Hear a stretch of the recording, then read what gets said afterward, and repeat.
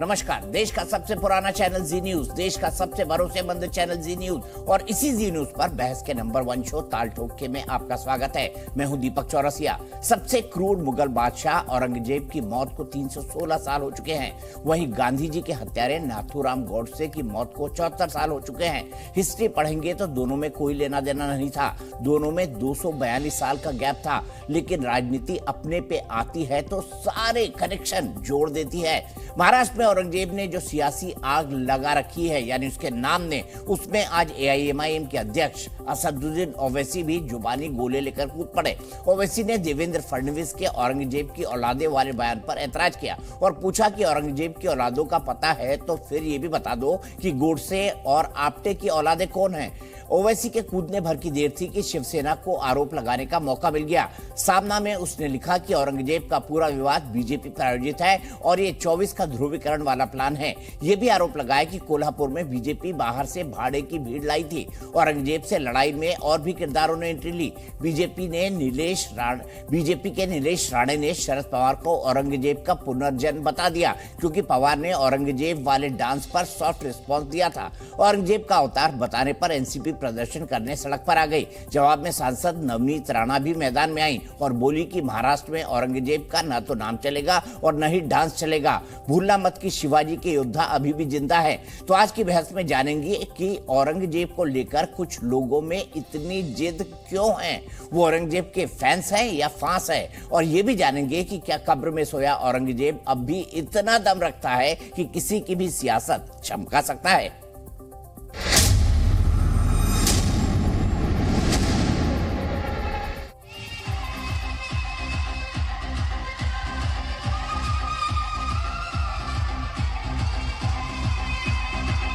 महाराष्ट्र में अचानक कुछ जिलों में औरंगजेब की औलादे पैदा हुई है कि औरंगजेब का फोटो दिखाते हैं, औरंगजेब का स्टेटस रखते हैं। कौन किसकी औलाद है आपको मालूम? मेरे को नहीं मालूम था, इतने एक्सपर्ट है आप। तो फिर ये गोडसे की औलाद कौन है, बोलो हमको। कौन किसकी औलाद, इसकी चर्चा जरूर होगी, पर आप पाकिस्तान के औलाद के भांति बात न करें। आपने 44 ऑर्गेनाइजेशन को कहा कि बैन है, तो आप एक लिस्ट बना दो कि नाम टीपू रखे तो बैन, औरंगजेब रखे तो बैन, बाबर रखे तो बैन, खिलजी रखे तो बैन, जहांगीर रखे तो बैन। एक महाराष्ट्र की विचारधाराओं को अलग करने वाले जो मास्टरमाइंड इसके पीछे काम कर रहे हैं, उनको पकड़ के उनको पर एक्शन ली जाए। फोटो रखना जुर्म है तो बताओ कौन सा सेक्शन है आईपीसी का।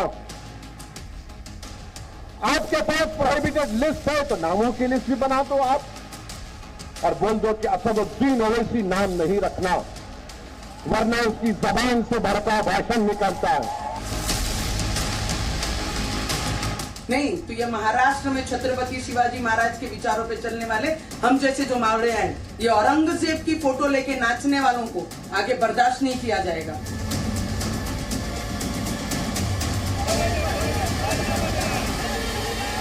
आणि तेव्हापासून अनेक दिग्गजांनी मुख्यमंत्रीपद सांभाळलेली आपण पाहिलेली आहेत, परंतु इतकं गलिच्छ पद्धतीनं बोलण्याचं काम काही जण करतायत, काही राजकीय पक्षाचे, त्यांना बोलता येतं, इतरांना बोलता येत नाही का?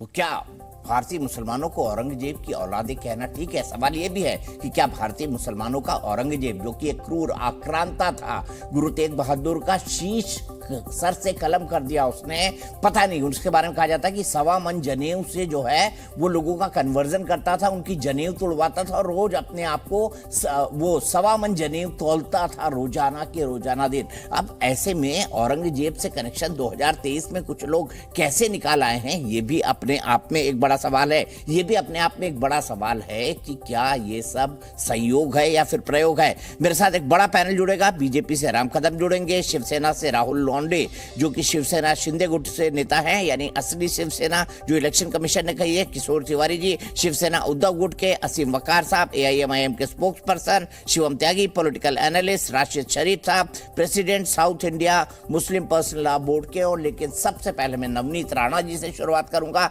सांसद हैं, नेत्री हैं और आज उन्होंने काफी कठोर स्टैंड लिया। नवनीत जी, मैं आपसे जानना चाहता हूं ये सब क्यों हो रहा है, और मैं गलत नहीं हूं तो आप ही की कॉन्स्टिट्यूएंसी है? नहीं, मेरी कॉन्स्टिट्यूंसी नहीं है, पर जिस महाराष्ट्र से मैं बिलोंग करती हूँ, कुछ भी ऐसी घटना होती है जो मेरे छत्रपति शिवाजी महाराज को नाम को कोई दाग नहीं लगा सकता, पर संभाजी महाराज को जिसके ऊपर इतना बड़ा अत्याचार औरंगजेब ने किया, उसकी फोटो को लेकर अगर कोई नाचेगा ये महाराष्ट्र में, तो हम जैसे लीडर, हम जैसे विजन रखने वाले यंगस्टर जो छत्रपति शिवाजी महाराज के विचारों पे महाराष्ट्र में चलते हैं, वो ये बर्दाश्त नहीं करेंगे। ये फोटो लेके किसी को भी हम बुरा कहने का किसी को भी अधिकार नहीं है, पर महाराष्ट्र में जो इतने वर्षों से जो परंपरा चलती आई है, जिस महाराष्ट्र में संभाजी महाराज को, छत्रपति शिवाजी महाराज को मानने वाले हम लोग हैं, तो यहाँ पर औरंगजेब की फोटो लेके नाचने वालों को कि आने वाले समय में छत्रपति शिवाजी महाराज को बाजू में रखकर सिर्फ औरंगजेब चलेगा महाराष्ट्र में, ये हम नहीं देख सकते और ये देखा भी नहीं जाएगा महाराष्ट्र में। ठीक है, 350 साल का उत्सव चल रहा है अभी महाराष्ट्र के अंदर, ऐसे में एकाएक औरंगजेब की तस्वीर एक उर्स के मौके पर आ जाना, वो भी AIMIM के नेता के द्वारा, क्या लगता है आपको, संयोग है या प्रयोग है? मैं आपको इतना जरूर बता सकती हूँ कि महाराष्ट्र में जिस तरीके से राजनीति एक अलग दिशा में काम कर रही है, जो आज हम जिस हिंदुस्तान में रह रहे हैं, जिस महाराष्ट्र में रह रहे हैं, बहुत गर्व से पूरा वर्ष हम छत्रपति शिवाजी महाराज के राज्य में रहने का और काम करने का अवसर हम लोगों को मिला है। तो मुझे लगता है राजनीतिक करने वाले लोग सब काम एक तरफ से करते हैं ऑपोजिशन, और एलिगेशन किसी और पे करते हैं कि ये आने वाले इलेक्शन के लिए कर रहे हैं या भाजपा गवर्नमेंट ऐसा कर रही है, आज उनकी सरकार है, उन पे एलिगेशन है। तो मुझे भी इन लोगों से ये पूछना है कि उद्धव ठाकरे जी आज कहाँ हैं? पहले भी वो 3 वर्ष में हमें पूरे महाराष्ट्र में कहीं दिखाई नहीं दिए, पर आज ये औरंगजेब उनको मान्य है क्या हमारे महाराष्ट्र में? छत्रपति को क्या भूल गए? ये चीज उन्होंने भी उत्तर देना चाहिए। और ऑपोजिशन जिस तरीके से पूरे महाराष्ट्र में एलिगेशन एक ठराविक पार्टी के ऊपर या एक पक्ष के ऊपर या उनके विचारधाराओं पे करती है, ये उन्होंने नहीं करते हुए ये ऑपोजिशन के लोगों ने ये दर्शाया है कि महाराष्ट्र में अब छत्रपति कहीं नहीं रहेगा, अब औरंगजेब दिखेगा। ये हमारे यहाँ पर चलेगा नहीं, और उसके लिए मैंने खुद सरकार को विनती की है कि इसके पीछे के जो मास्टर माइंड है उन्हें पकड़कर उन पे एक्शन कड़क लेनी चाहिए। नहीं तो हम जैसे, हमारे यहाँ पे एक मन है दीपक जी की छत्रपतीचे जे मावळे आहे ते अजून मेलेले नाही, ते जिवंत आहे। जर सरकारने याच्यावर कडक पाऊल नाही उचलला तर छत्रपती शिवाजी महाराजांचे जे मावळे आहे ते फोटो घेणारे जे फिरतात त्यांचे राहीन की नाही राहीन, थोडा मोठा पाऊल आम्हाला उचला लागेल। मैं चाहूंगा आप इसका हिंदी ट्रांसलेशन भी कर दे पूरे देश के दर्शकों के लिए, हालांकि थोड़ी थोड़ी मराठी में समझता हूँ। मैं आपको इतना जरूर बताती हूँ दीपक जी, मैं आपको मराठी में, क्या हमारी मराठी की मन थी तो मैंने वही कहा कि अभी भी छत्रपति शिवाजी महाराज के जो मावड़े, जो उनके सैनिक थे, जो उनके विचारों पे आज भी हमारी महाराष्ट्र की युवा पीढ़ी काम करती है, महिलाओं के रक्षण में, उनके संरक्षण में आज भी वो जीवन है, उनकी विचारधारा हमारे बीच में है। और जो इनकी तस्वीर लेके घूमते हैं उनके, अगर मैंने सरकार को भी विनती की है कि इसके पीछे के जो मास्टर माइंड है उन्हें पकड़ के उनके ऊपर कार्रवाई करें, नहीं तो छत्रपति शिवाजी महाराज को मानने वाले, उनके विचारधारा वाले ऐसे जो औरंगजेब की फोटो लेके चलते हैं, उनके हाथों को फिर हम जैसे लोगों को आगे कार्रवाई उन पे करनी पड़ेगी। ठीक है, अपोजिशन आपको कहाँ खड़ा नजर आ रहा है? क्योंकि उद्धव ठाकरे हैं, वो तो मतलब उनके पिताजी तो उग्र हिंदुत्व के सबसे बड़े ध्वजवाहक थे। शरद पवार जी आज इस पूरे मसले पर कहाँ खड़े, और कांग्रेस कहाँ खड़ी है औरंगजेब के मसले पर, आपको क्या लगता है?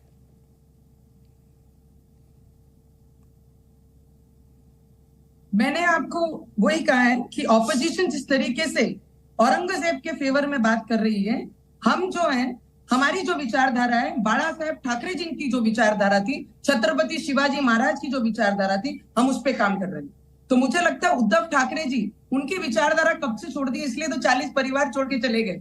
तो उधर ही स्पष्ट होता है। और आज भी औरंगजेब के इतना बड़ा जो फोटो लेके नाचने का प्रकरण हमारे महाराष्ट्र में हुआ, उस पे एक भी प्रतिक्रिया या उनके कोई स्टेटमेंट हमने किसी ने नहीं दिखाई दिए। तो वहां से स्पष्ट होता है जो अपने पिताजी का नहीं हुआ वो ये महाराष्ट्र की जनता के विचारों का कैसे होगा।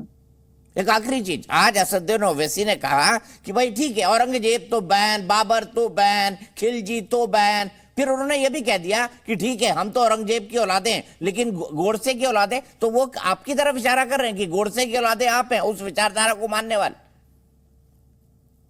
हम हिंदुस्तान में रहते हैं जी, हम हिंदुस्तानी विचारधाराओं पे चलने वाले लोग हैं। वो क्या कहते हैं, वो किस दिशा में काम कर रहे हैं, पर हिंदुस्तान में ये औलादे नहीं चलेंगी, इतना नक्की है। ठीक है, बहुत बहुत शुक्रिया नवनीत जी हमसे बात करने के लिए, हमसे जुड़ने के लिए और अपना पर्सपेक्टिव शेयर करने के लिए। सीधे मैं बहस की तरफ चलता हूं। मैंने बताया राम कदम जी बीजेपी के नेता, राहुल लोंढे जी शिवसेना शिंदे गुट के, किशोर तिवारी जी शिवसेना उद्धव गुट के, असीम वकार साहब AIMIM के, महेश सावंत साहब NCP के, शिवम त्यागी पॉलिटिकल एनालिस्ट और Rashid Sharif president South India Muslim personal law board के। किशोर तिवारी जी, आपके ऊपर आप औरंगजेब का मौन समर्थन कर रहे हैं, यह आरोप लग गया। किशोर तिवारी जी, इससे बुरा आरोप क्या होगा? अरे नवनीत राणा जी ने जो कहा, तो ये तो मैंने पहले स्पष्ट किया कि हिंदू विरोधी थे, आक्रांत थे, अपने पिताजी को भी नहीं बख्शा, सूफी संतों को नहीं बख्शा, बच्चों को नहीं बख्शा। एक अत्याचार उनकी एक थी। और महाराष्ट्र में औरंगजेब का ग्लोरिफिकेशन हम मंजूर नहीं करेंगे। लेकिन आज तो ये जो नाचे इन्होंने गलत किया ना, जो नाचे उन्होंने गलत किया ना औरंगजेब की तस्वीर लेकर, अरे ये अनावश्यक है। देखो, देश के कोर इशू में गलत किया ना, बोल दीजिए गलत किया उसने, जो AIMIM का नेता लेकर नाचा। ये सरकार से मैनेज नहीं हो रहा और एक पर एक हो रहा है। इसका ये नहीं कहेंगे कि जो हुआ नाच गलत हुआ। अरे मैं निश्चित करता हूं ये कितना गलत है और कौन कर रहे हैं। तो वो MIM के लोग थे, करके अरेस्ट भी किया है। अब ऐसे काम नहीं होना चाहिए। हम कोर इशू पे फोकस करें, परंतु सांप्रदायिक तनाव पैदा हो, अगर ऐसा बीजेपी चाहती है। क्योंकि मैंने कोल्हापुर का कल ही आपको बताया कि कोल्हापुर में जो दंगा हुआ, वो दंगा टाला जा सकता था, लेकिन सत्ताधारी पक्ष के नेता ही दंगे करा दे, तो ये तो गलत ही हो रहा ना।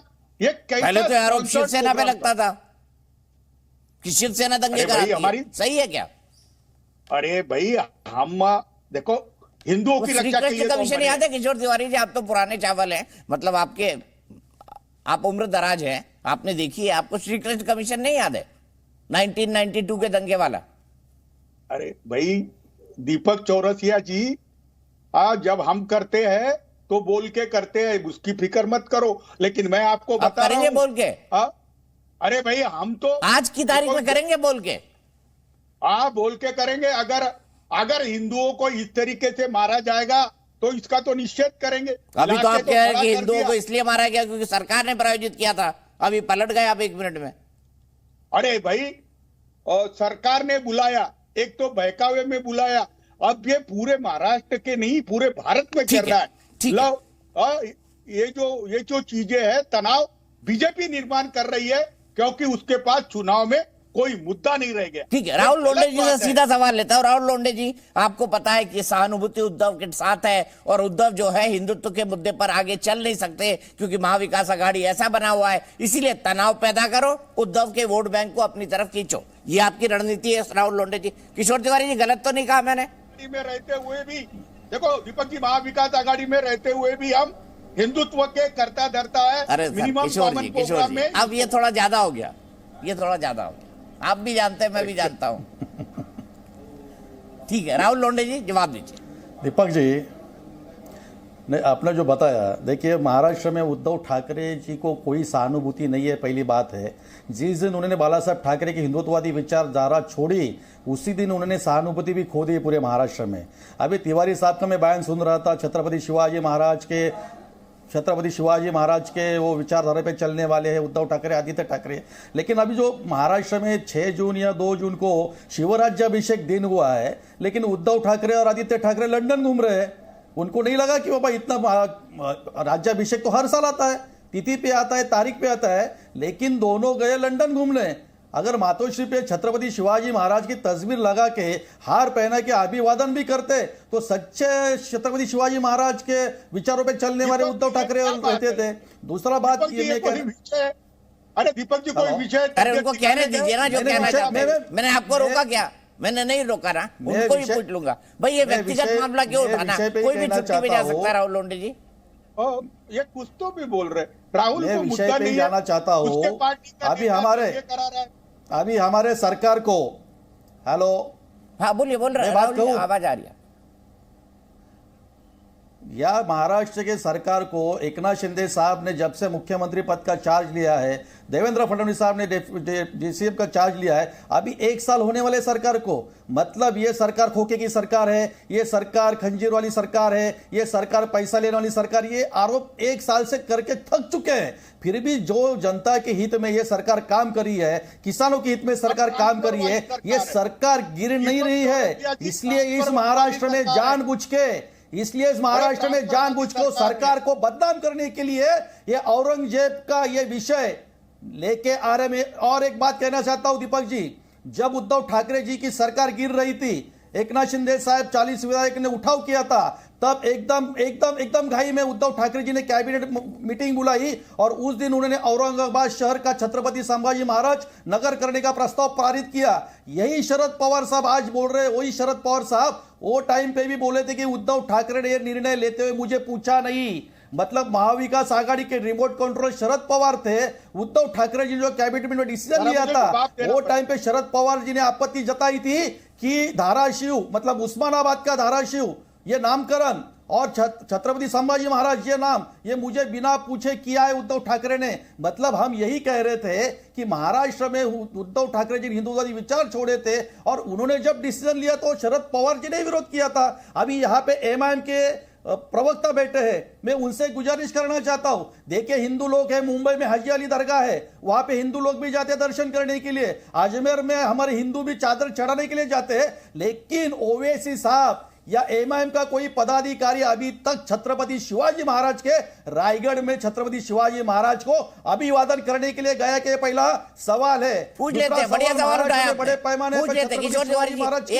एक बार सबको मौका दे दूं, फिर मैं आपके पास आऊंगा। राहुल लोंढे जी अच्छा सवाल उठाया। भाई असीम वकार जी, आप तो गंगा जमनी तहजीब को मानते हैं ना, अजमेर में चादर चढ़ाओ, भाई हिंदू लोग भी जाते हैं, मैं खुद गया हूं। आप फतेहपुर सीकरी में चादर चढ़ाओ, धागा बांध के आ जाओ, फिर अपनी मन्नत पूरी होने पर धागा खोलो। कई लोग करते हैं और कई लोग इसको मानते हैं।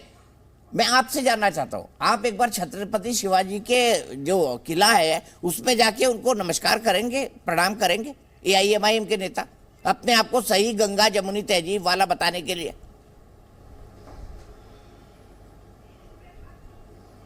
मतलब आपकी नज़र में अगर कोई मुसलमान हिंदू आस्था अपना ले और हिंदू मुसलमान आस्था अपना ले तभी सेकुलरिज्म होता है?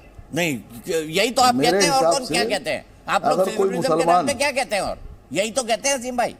मुझसे सवाल मत पूछिए, फिर मैं बीच में आपको जवाब दूंगा, आप बोलेंगे दीपक जी आप मुझे टोकते हैं। आप बोलिए, आराम से बोलिए।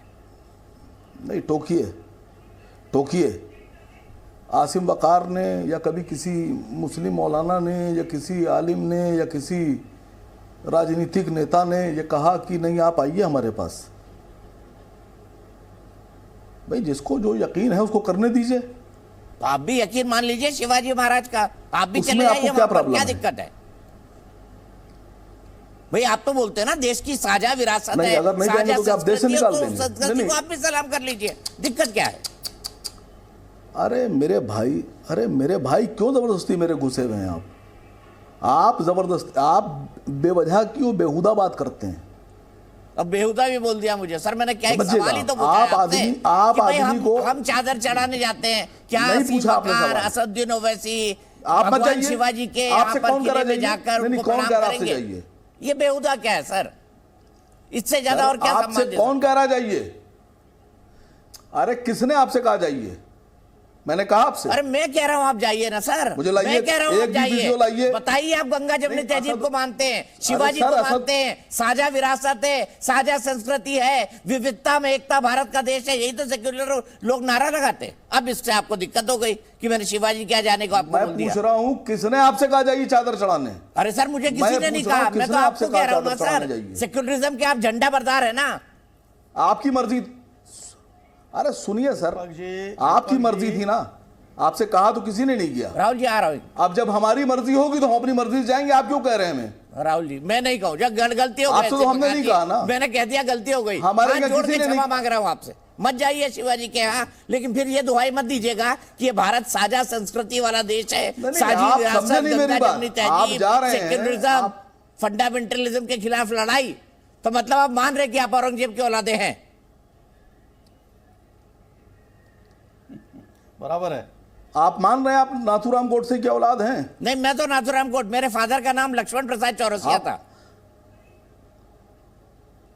मेरे फादर का नाम सैयद वकारुद्दीन है। तो बहुत अच्छी बात है, तो औरंगजेब की औलादे दादा अपने का आप नाम को सैयद सर्टिफाई सिराजुद्दीन करने में आपके नेता क्यों आगे हुए मेरे जा रहे हैं? परदादा का नाम सैयद गाजिउद्दीन। नहीं, फिर मैंने आपसे कहा आप कौन सी बहस कर रहे हैं? ये तो आपको मैं पता वही ही बहस नहीं। कर रहा हूं जो मुद्दे की है। राम कदम सर, जी रिक्वेस्ट नहीं कर जा रहा हूं रहे आपसे, हैं, आप नहीं जा पढ़े रहे हैं। लिखे राहुल जी, आदमी इसके हैं। बाद मैं आपके पास आ रहा हूं।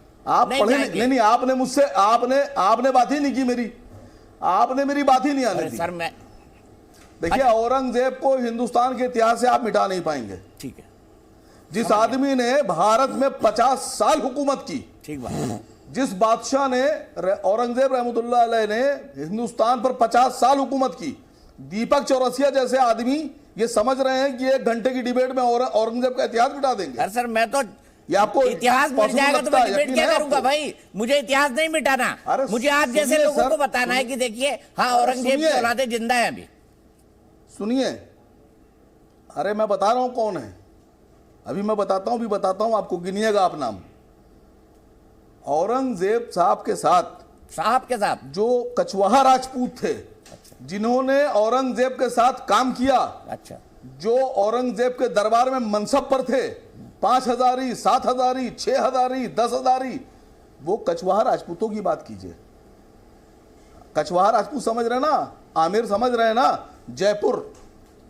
जब तक जयपुर के किले रहेंगे, जब तक जयपुर का महल रहेगा, जब तक हिंदुस्तान में कछवाहा राजपूत रहेंगे, जब तक इतिहास में अंबेर रहेगा, तब तक औरंगजेब और मुगल खत्म नहीं हो सकते। इस बात को समझिए। चलिए, आपने मान लिया, आपने आज सर्टिफाई कर दिया कि आप औरंगजेब की औलाद रहेंगे। नहीं, मैंने तो कुछ बोला ही नहीं। अरे मैंने तो आपको बताया कि कौन लोग रिश्तेदार हैं उनके। सर हमारे कहावत है, आप लिखे खुदा आप बाजे। मानने में तैयार नहीं, आप वही पूछेंगे कह रहे नहीं। हैं आप। नहीं, आप मान ही नहीं रहे।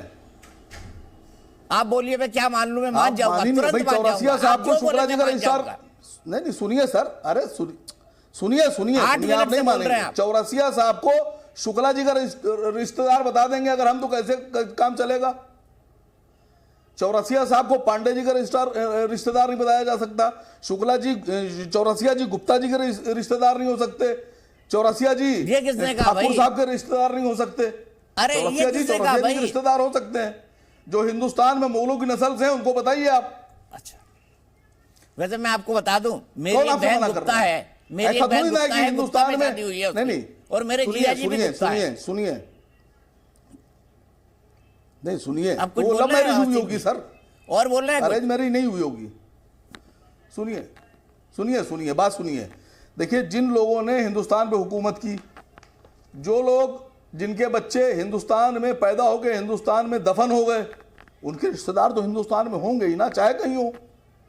अब खोजिए उनको, आपकी है ढूंढिए कौन रिश्तेदारी, है। औरंगजेब से है रिश्तेदारी, आप मान रहे हैं? नहीं, हम लोग सैयद लोग हैं। अगर कोई सैयद बादशाह है तो मान उसकी लिया आपने। रिश्तेदारी कीजिए, हम मान देखिए, लेंगे। इस्लाम भी गैर बराबरी की बात करता है, आपने मान लिया। आप सैयद है, औरंगजेब नहीं करता है।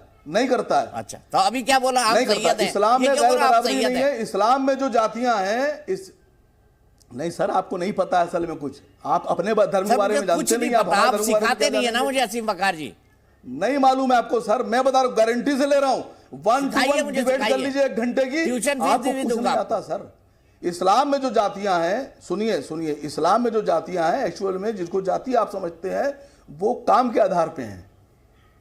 इस्लाम में छोटा बड़ा नहीं है।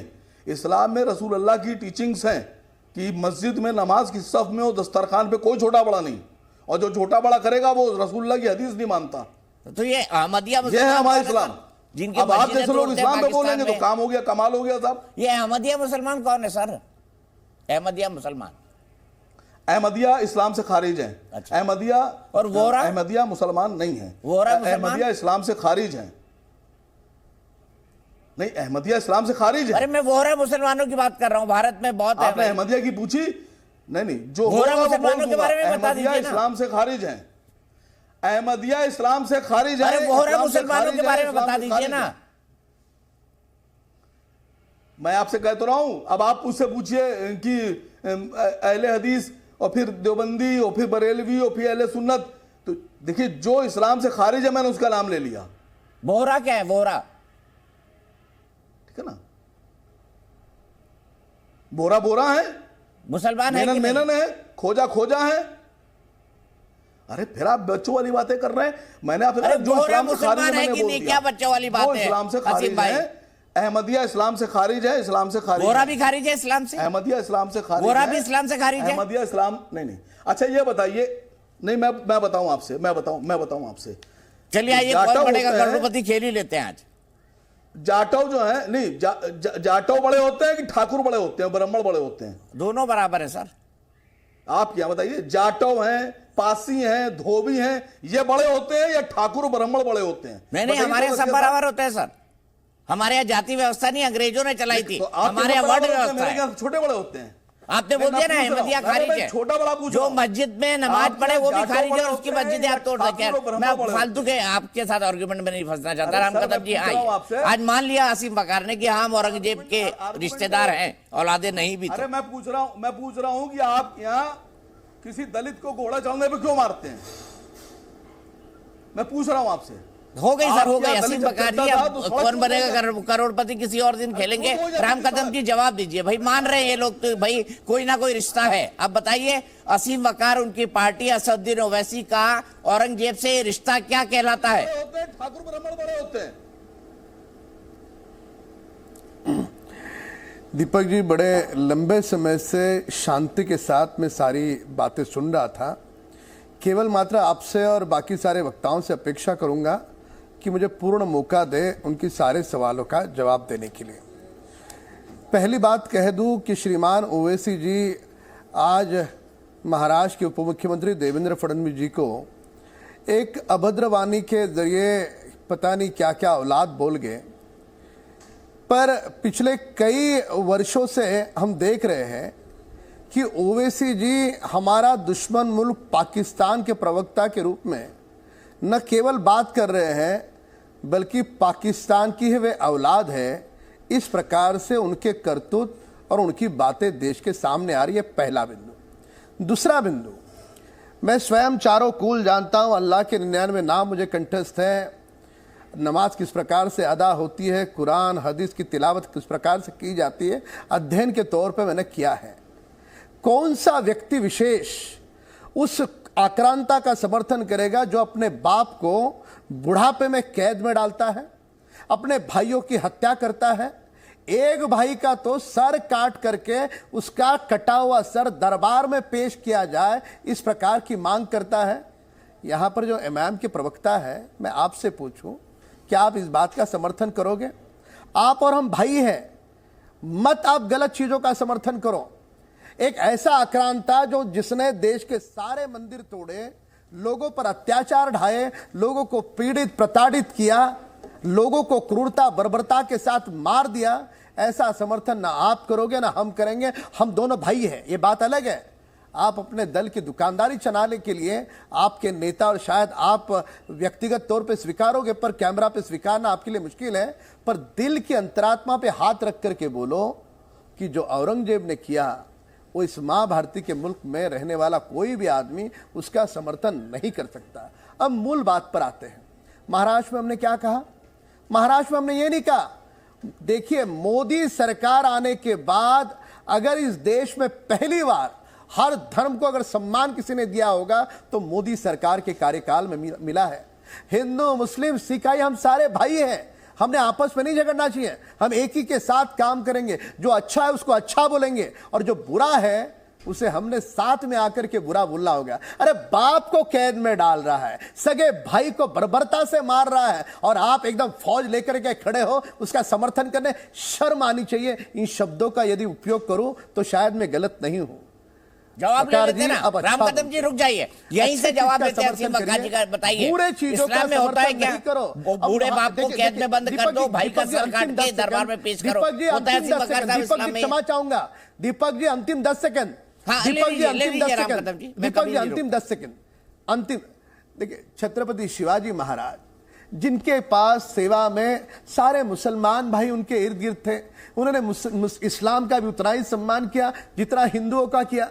ऐसे छत्रपति शिवाजी महाराज जी के साथ जिन्होंने इस्लाम को सबसे अधिक महत्व दिया, उनके सारे लोगों को अपने साथ भाई की तरह रखा, ऐसे छत्रपति शिवाजी महाराज के साथ जो छल करे, कपट करे, उनके बेटे को 43 दिन तक कैद में रख करके कभी तपती हुई सलाई लेकर के एक आंख निकाल दे, कभी दूसरी आंख निकाल दे, कभी एक हाथ काटे, कभी दूसरा हाथ काटे, निर्ममता से नहीं अमानुषता के साथ मारते, जो हमारी श्रद्धा है। क्या बकार जी आप इस बात का समर्थन करोगे? मूलता समझना होगा। तुम्हारा हमारा डीएनए एक है, चाहे आप मुस्लिम हो मैं हिंदू हो, हमारा डीएनए एक। हम कहीं ना कहीं एक 2000 साल पहले भाई थे हमारे पुरखे। हम आपस में नहीं झगड़ेंगे। जो अच्छा है उसे हम अच्छा कहेंगे और जो बुरा है हम साथ में आकर के उसे बुरा कहेंगे। औरंगजेब के जो दुर्व्यवहार का कतई महाराष्ट्र नहीं देश के भूमि पर समर्थन नहीं हो सकता। बताइए असीम बकार जी, क्या इस्लाम में परमिटेड है कि अपने बूढ़े बाप को जेल में रख दो, भाई का सर कटवा के दरबार में पेश करो? देखिए, सारी बातें तो राम कदम जी ने बोल दी। मैं राम कदम जी की इस बात का स्वागत करता हूं कि हिंदुस्तान में रहने वाले सभी हिंदू मुसलमान भाई भाई हैं। मैं स्वागत करता हूं, हमको मिलकर रहना है। आपने दूसरी बात बोली कि शिवाजी महाराज के सुरक्षा में तैनात बहुत से सुरक्षाकर्मी मुसलमान थे। ये इतिहास है, ये सच है, मैं समर्थन करता हूँ इस बात का। तो ये बात साबित करती है कि शिवाजी महाराज हिंदू मुसलमान नहीं करते थे, उनको मुसलमानों से नफरत नहीं थी। आप क्यों कर रहे हैं सर? दूसरी बात, बादशाहत, राजा, शहंशाह, ये सब जो हुकूमतें कर रहे थे उस वक़्त के दौर अलग थे। अशोक ने अपने भाइयों को मार दिया। बादशाह जो अशोक द ग्रेट, उनको महान कहा गया। वो ग्रेट ब्रिटेन, देखिए व्यक्ति तो ग्रेट हो गया लेकिन वहाँ वो पूरा मुल्क ग्रेट हो गया, ग्रेट ब्रिटेन। उसने हमको कहा कि Indians and dogs not allowed. वो हमें कुत्ता कहते थे, कुत्ता। और आप आज उनकी पूजा कर रहे हैं, आज उनसे आप हाथ मिला रहे हैं, आज उनसे दोस्ती रखे हैं। आपको उनसे कोई प्रॉब्लम नहीं है, आप उन्हें ग्रेट कह रहे हैं। ओवैसी साहब क्यों पढ़ने गए थे इंग्लैंड में? बताइए ना, बैरिस्टर क्यों बने? बातें क्यों होंगी? अरे बताइए ना, ओवैसी साहब क्यों गए थे इंग्लैंड पढ़ने? बैरिस्टर बनने क्यों गए थे? कुत्ता कहते वो भारतीयों को? बता दीजिए, जवाब दे दीजिए इसका। तो मोदी जी क्यों गए थे? नहीं, मैं तो ओवैसी जी का पूछ रहा हूँ भाई। ये मुद्दा मोदी जी ने नहीं, आपने उठाया है कि ग्रेट ब्रिटेन वाले हमको कुत्ता कहते थे। तो मैं इसीलिए पूछ रहा हूँ, ओवैसी साहब पढ़ने क्यों गए थे? बिल्कुल कहते थे। आपको नहीं कहते थे? नहीं, आप नहीं थे, आपको नहीं कहते थे। आप कहते थे, वही मैं काम मना कर रहा हूँ। मुझे बता दीजिए तो ओवैसी साहब ऐसी जगह पढ़ने क्यों गए? क्यों? अरे आप आंख से अंधे हो जा रहे हैं, कान से बहरे हुए जा रहे हैं। आप इतिहास को कैसे बदल देंगे? आप क्या ग्रेट ब्रिटेन के साथ खड़े हो गए? अरे सर, मैं किसी के साथ खड़ा हूं, मैं डिबेट कर रहा हूं सर। समर्थन दे रहे हैं, वो चला रहा हूं। कुछ भी बोलते हैं असीम भाई आप डिबेट नहीं कर रहे हैं। तो मैं क्या कर रहा हूं? आप डिबेट नहीं कर रहे हैं, आप असल में एक एजेंडे के तहत मुसलमानों को नीचा दिखाने की कोशिश कर रहे हैं। अरे मैं तो एक सवाल पूछ रहा हूं भाई। आपने कहा ग्रेट ब्रिटेन वाले कुत्ता कहते थे हमें, तो ओवैसी साहब पढ़ने क्यों गए थे वहां? यस, नहीं, मैं पूछ रहा हूं, ग्रेट ब्रिटेन वाले हमको कुत्ता कहते थे। हाँ, कहते थे ना, तो ओवैसी साहब पढ़ने क्यों गए थे वहां? गांधी जी को उन्होंने ट्रेन से फेंक दिया। क्या है, भारत में पढ़ लेते? गांधी जी को ट्रेन से फेंक दिया। साउथ अफ्रीका में फेंका था, ग्रेट ब्रिटेन ने नहीं। फेंक दिया उन्होंने। साउथ अफ्रीका में फेंका था ट्रेन से, ग्रेट ब्रिटेन में नहीं। थोड़ा हिस्ट्री पढ़ लीजिए असीम बकार साहब। किसकी थी, किसकी हुकूमत थी साउथ अफ्रीका में? नहीं, साउथ अफ्रीका में किसकी हुकूमत थी? किसकी हुकूमत थी साउथ अफ्रीका में? अरे सर आप कौन बहुत कब्जा ज्ञानी किए हुए हैं। था? मैं पिद्दी और पिद्दी का शोरबा अरे डिबेट सर कर कौन लेते हैं, कब्जा किए हुए था फालतू साउथ लोग अफ्रीका हैं। में? अगर आपको लगता है कि आप मुझे बोलेंगे मैं नीचा दिख अब आप जाऊंगा मुझसे तो पूछे पहले साउथ नीचे हो अफ्रीका में जाता फेंका हूं। था? मैं साउथ ऐसी अफ्रीका पहले में नीचे ग्रेट हो जाता ब्रिटेन हूं। ही कब्जा किए हुए था।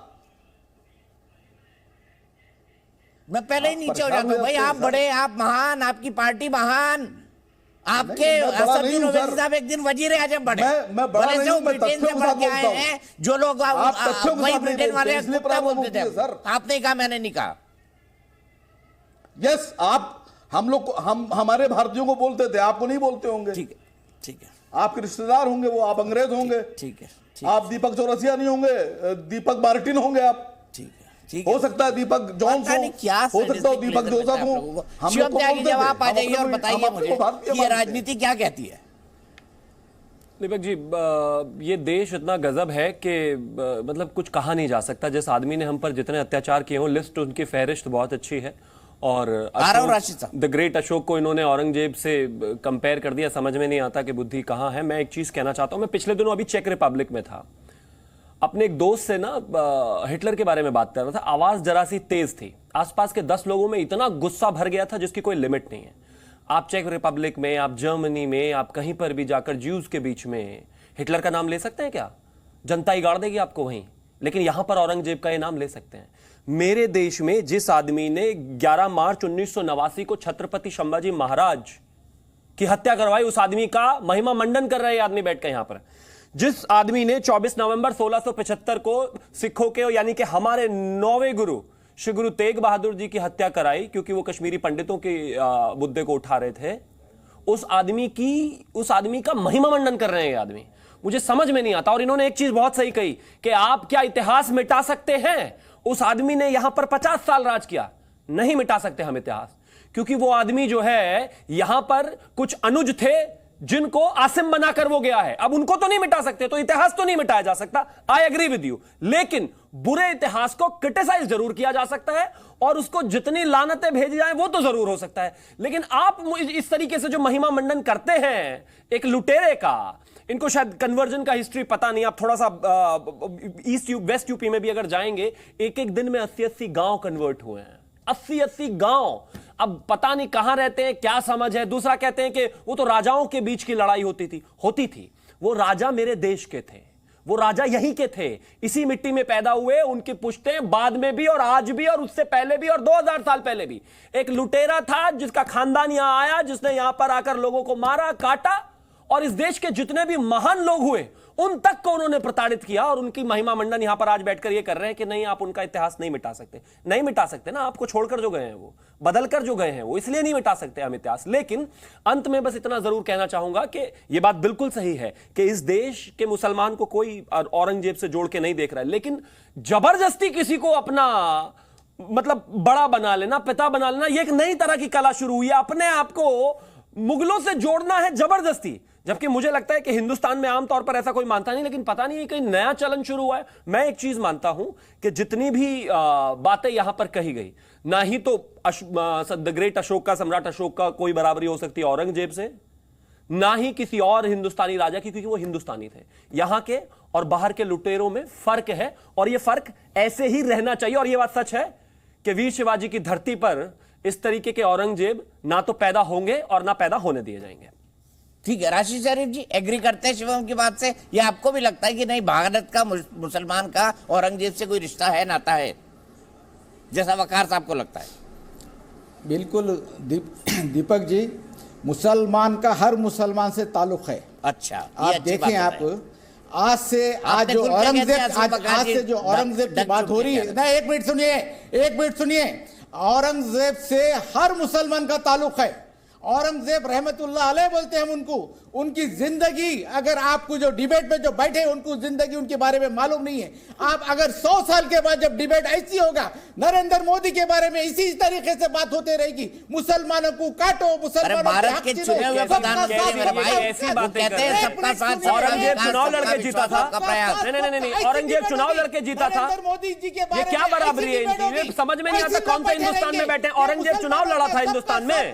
मुसलमान को नहीं, औरंगजेब चुनाव लड़ा था। इस देश के प्रधानमंत्री को जिससे आप कंपेयर कर रहे हैं वो तो लुटेरा था, वो तो बलात्कारी था, वो तो कन्वर्जन करने वाला था, वो तो देश के लोगों को मारने वाला था। वो चुनाव लड़ा था क्या? नहीं, उसको जो मानना है आप मानिए, ये देश नहीं मानता। ये देश उसको लुटेरा, बलात्कारी, गुंडा, उससे ज्यादा कुछ नहीं मानता। आप मानते रहिए उसको, अपना अब्बा जान मानना है, मानिए, कोई दिक्कत नहीं है। पढ़ के करके खाबी लोग। नहीं, मुझे ये बताइए, वो चुनाव लड़ा था।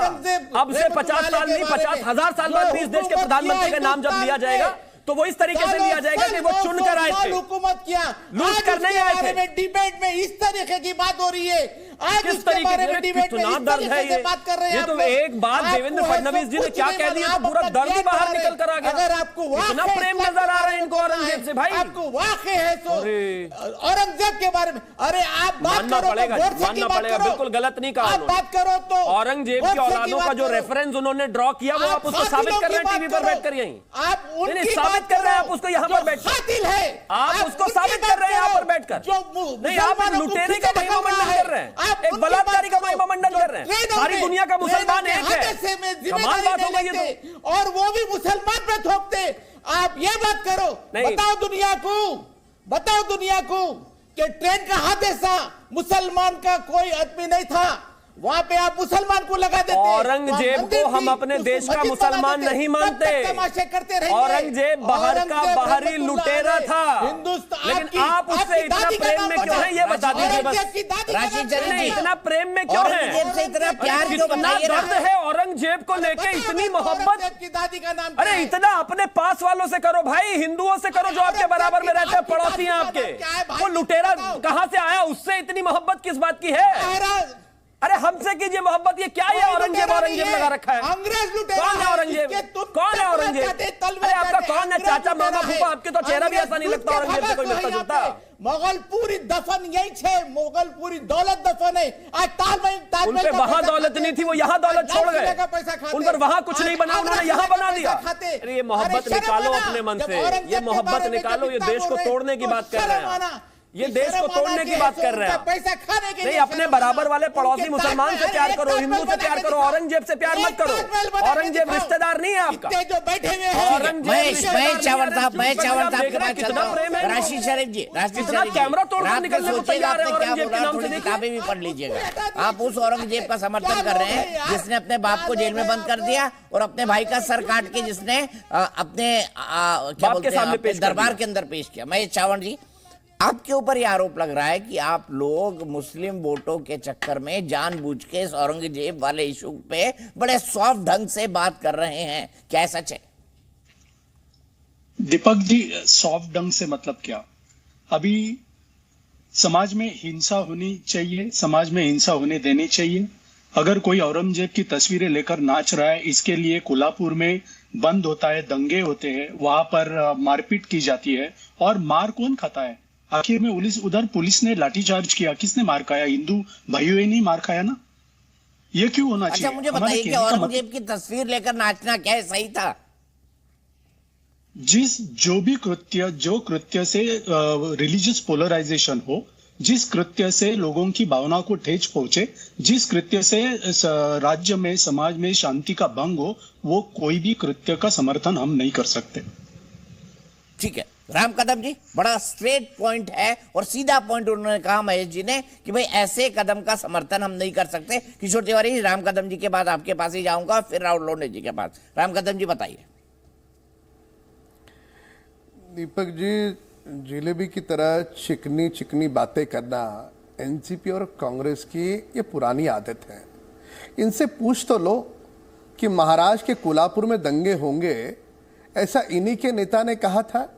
एक और महाराष्ट्र में एनसीपी का नेता कहता है कि 3 महीने के बाद दंगे होंगे, और कोल्हापुर में वहां पर दूसरा कांग्रेस का नेता कहता है कि कोल्हापुर में दंगे होंगे, और उसके बाद दंगों जैसी परिस्थिति अचानक से बन जाती है। क्या इन दोनों दलों ने भविष्यवाणी लेने का ठेका लिया है, या सोच समझ करके ये दोनों दल जानबूझ करके महाराष्ट्र की कानून व्यवस्था को भंग करना चाहते? देश चुन रहा है, देश इस बात को भली भांति समझ सकता है। इनका दर्द क्या है? ये 3 दल है। उद्धव ठाकरे जी का दर्द है, उनके पास कोई बचा नहीं है। राहुल जी ने बिल्कुल सही कहा, शिवसेना की जो प्रवक्ता है, कि एक जगह पे शिवराज्याभिषेक दिन है, ना उद्धव, ना आदित्य, ना उनका कोई कार्यकर्ता, कोई वहां नहीं आता, और उसके बाद भी ये ढोल बजा बजा के कहेंगे कि हमारा हिंदुत्व शेष है। अरे हिंदुत्व के साथ गद्दारी उद्धव जी ने की और लोगों को गद्दार कहते हैं। कांग्रेस, राष्ट्रवादी, उद्धव गट, तीनों दल महाराष्ट्र में विगत 11 महीनों से जो विकास तेजी और रफ्तार से आगे बढ़ रहा है, इनसे देखा नहीं जाता। इसलिए जानबूझ करके लोगों का ध्यान भटकाने के लिए, अपने निजी स्वार्थ के लिए यही लोग इन दंगों के पीछे हैं, यही लोग हैं लोगों को उकसाने के पीछे। इन्हीं के कार्यकर्ता वहां के भीड़ में आते हैं और इन्हीं के कार्यकर्ता वहां के भीड़ में आकर के महाराष्ट्र में ऐसा माहौल बनाने का प्रयास कर रहे हैं जो माहौल इनके चुनाव के लिए, इनके लिए अनुकूल हो। यह दुर्भाग्यपूर्ण है। 20-20 घंटे काम करने वाला मुख्यमंत्री और उप मुख्यमंत्री महाराष्ट्र की भूमि को आज मिला है। ऐसा मुख्यमंत्री 2.5 साल था जो अपने मंत्रियों को नहीं मिलता था, परिवार, बीवी, बच्चा छोड़ करके वो किसी को मिला, आपको याद नहीं? दीपक जी, आप श्रेष्ठ पत्रकार हो, ज्येष्ठ भी हो और श्रेष्ठ भी हो। आपकी कभी उद्धव जी से व्यक्तिगत तौर पे बात हुई? आपके चैनल पे, पुराने और नए चैनल के पत्रकार को पूछो, 2.5 वर्षों में उद्धव जी किसी से रूबरू मिले? किशोर तिवारी जवाब नहीं लेते, बताइए। विधायक को मिले, ना सांसद को मिले, ना मंत्री को मिले, किसी को नहीं मिले। वो किससे मिले भाई साहब? और आज ये तीनों दल चिकनी बातें करने के पहले इनके नेता, इनके आका इस बात को बताएं कि आपको ये सपना कैसे गिरा कि महाराष्ट्र में दंगे होने जा रहे हैं। क्या दंगे आप ही करा रहे हो? इस बात का जवाब इन लोग को देना होगा। राम कदम जी, आवाज और दबा के तालियां बजाने से नहीं जमता। सरकार तुम्हारी है, अगर कोई दंगा करा रहा है तो उसको अरेस्ट कर लो ना। तुमको मालूम है राम कदम बहुत दिन के बाद आए हो, तुमको मालूम नहीं है कि कोल्हापुर के पुलिस कमिश्नर का जो रिपोर्ट आया है डीएसपी का, उसके अंदर राहुल लोंढे के पार्टी का जिलाध्यक्ष, अरे मेरे को बात तो करने दो। मालूम तो देखो किशोर तिवारी जी, मालूम होने का सारा ठेका तो केवल सारे चैनलों पे आप ही नहीं लिया। आपके सर के बाल क्या चले गए? आपको तो ऐसा भ्रम हो गया कि दुनिया के सारे सबसे बड़े ज्ञानी आप ही हो, सबसे बड़ा अध्ययन आप ही ने किया। इस भ्रम से बाहर आइए। सबको सारी चीजें पता है, सबको सारी चीजें पता है। इसके लिए हमको क्या मालूम है नहीं, उसकी चर्चा मत करो। आपको क्या मालूम है वो बताओ। अरे आप बीच में मत बोलो, आप मेरी बात सुनो। मैं बता रहा हूं कि पुलिस का रिपोर्ट कहता है कि दंगे शिंदे गुट के नेता ने कराए। वो 6 तारीख को सब ऑर्गेनाइज हो गया था, उसके बाद भी तो 7 तारीख को हुए। आपको मालूम नहीं है, आपका गृह विभाग सो रहा है। आप पहले अकोला, अमरावती, संभाजी नगर, उसके पहले अहमदनगर, अरे अहमदनगर की बात कर रहे थे। तो मैं बता रहा हूं वहां तो एमआईएम के लोगों को अरेस्ट किया गया। अब दीपक चौरसिया में पहली बार देख रहा था बीजेपी की ए टीम और बीजेपी की बी टीम अपने आप में बहस कर रही थी। मुझे समझ में नहीं आता। देश के पास किसान आत्महत्या, बेरोजगारी, महंगाई, इतने इशू रहते हुए कौन किसकी औलाद है, यही चाहते हैं राम कदम। ठीक है, राम कदम आपकी सरकार भ्रष्टाचार में लिप्त है। आपकी सरकार एक सवाल महेश चावल से, एनसीपी वाले।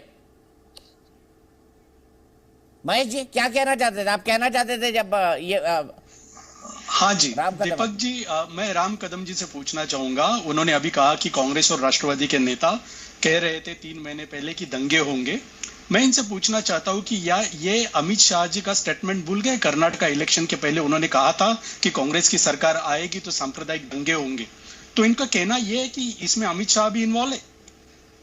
और दूसरी बात, अगर विपक्ष के लोग दंगे फैलाने की कोशिश कर रहे हैं तो इनकी तो डबल इंजन की सरकार है। केंद्र में भी इनकी सरकार है, राज्य में भी इनकी सरकार है, गृह मंत्रालय इनके पास है, इंटेलिजेंस इनपुट्स इनके पास है। तो उनको तो पूरा पता होगा कि इन्होंने दंगे फैलाए।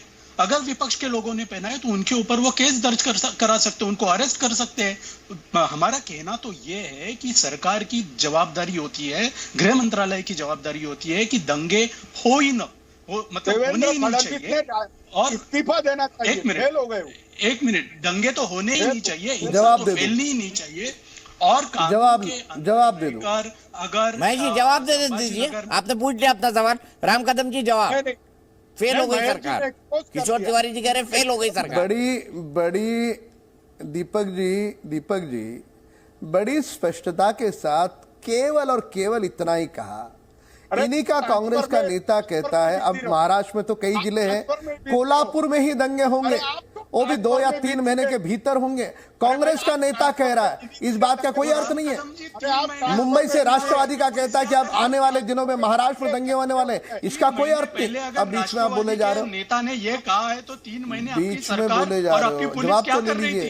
3 महीने अगर आपकी पुलिस कुछ एक्शन लेती तो ये दंगे ना, जवाब ले लीजिएगा। दंगे करा रहे और हमको बोल रहे अरे आप अरेस्ट कर लो ना उनको, अरे आप अरेस्ट कर लो। अरे राम कदम अरेस्ट कर लो। हमारी सरकार है, हमारी सरकार है, किसी को बख्शेगी नहीं। अब जवाब तो ले लीजिए, जवाब ले लीजिए, जवाब सुन लीजिए, बातें करने को आते। आपके पास कोई सबूत है तो अरेस्ट कर लो। मैं बता रहा हूँ तुम्हारी पार्टी। किशोर जी, आपका नाम शोर मचा के नहीं लिए। किशोर जी शोर कम करिए, जवाब लीजिए। राम कदम जी, केवल मात्र इतना ही मैं बार बार कह रहा हूँ, महाराष्ट्र में सरकार खत्म कर दिया आपने।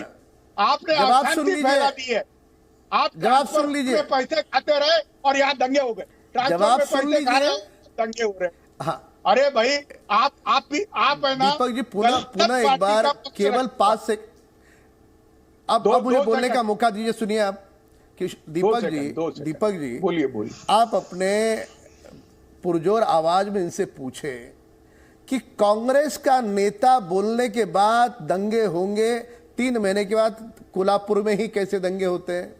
राष्ट्रवादी का नेता कहता है 2 से 3 महीने के बाद दंगे होंगे, बरोबर उसी समय के बाद कैसे दंगे होते हैं। आपको नहीं लगता कि इनकी सोची समझी साजिश और षड्यंत्र है, और उसके बाद भी उल्टा ढोल बजाए जा रहे हैं। भाई साहब ट्रांसफर बीच में मत बोलो, और ना इंसाफ हिंदुओं को वहां मरवाते हो। अरे आपके पार्टी के नेता का नाम आया है, आपके पार्टी के नेता का है। ठीक है, मैं यहीं पे रुकता हूँ। मुझे लगता है ये मामला लंबा खिंचेगा, क्योंकि औरंगजेब से रिश्तेदारी में लोगों को परहेज नहीं है। एक दूसरे पे आरोप प्रत्यारोप लगाने में नेताओं को कभी परहेज रहता ही नहीं है। तो मुझे लगता है कि औरंगजेब अभी एक बार फिर से जो है 316 साल बाद जो है अपनी कब्र से निकल के बाहर आया है, लेकिन इस बार पॉलिटिकल फॉर्म में। और मुझे लगता है, देखिए, राज्यों में तनाव है क्योंकि 24 में चुनाव है। क्यों किशोर तिवारी जी? बहुत अच्छी बात की। आपको भी वही लड़ना है सर, आपको भी वही चुनाव लड़ना है।